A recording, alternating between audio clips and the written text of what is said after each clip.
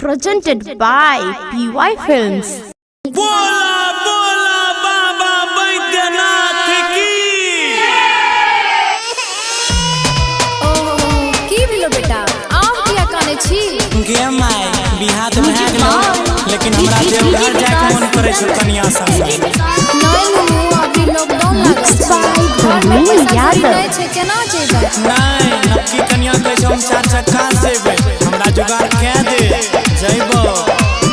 नुनु छोड़े रे नुनु छोड़े रे पैसा कोना खर्च चलेबो कहवा से बोले कावर लाने देबो। नुनु चुप चुप रे नुनु चुप चुप रे नुनु चुप चुप रे नुनु चुप चुप। आगे सावन में हमें चार चक्का गाड़ी लेबो गाड़ी पर बैठी के देव घाटी जइबो कहबो बम बम गे कहबो बम बम कहबो बम बम गे कहबो बम बम। बुझली बात के बोल बम Presented by PY Films. बोल बम DJ Vikas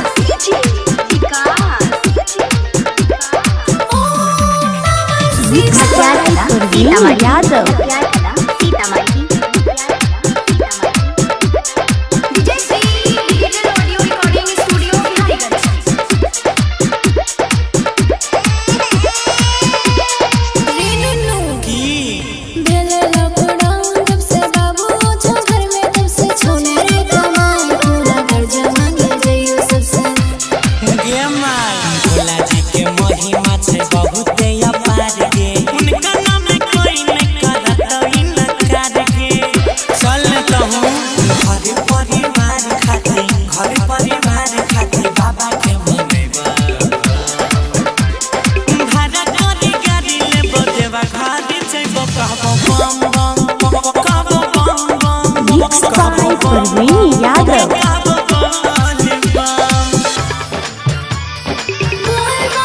Presented by PY Films. DJ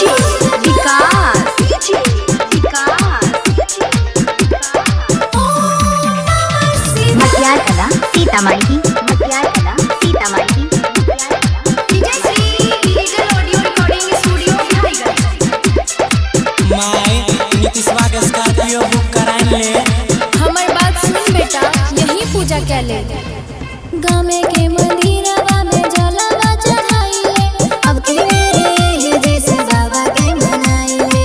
नहीं बुझने भैर सावन देवा घर में करे बाबा वास के लाखों में कवरिया झटे लगे अपनिया Presented by PY Films. गौरविया जे कहै छ सुनुराई कर कहै छ तोरो के घुमैबा